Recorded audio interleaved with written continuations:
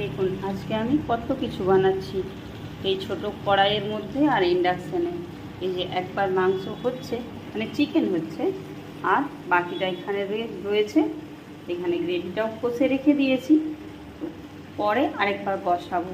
তো আর এদিকে হয়েছে নিরামিষটা, পুরো কমপ্লিট হয়নি। এই যে আলুর দম আর এখানে পনির।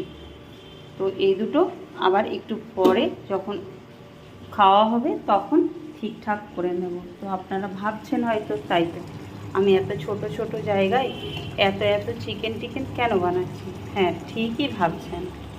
তো আমাদের বাড়িতে আজকে জন 10 মতো আসবেন ওর বাবার অফিস থেকে, তো তাই জন্যই বানাচ্ছি। তো বাকিটা বানিয়ে নিই, তারপর দেখাচ্ছি। এই যে দেখুন আমার ফাইনাল লুক রান্নার। আর এখানে চিকেন আছে, সামনে রুটি আছে, রুটিটা বাইরে থেকে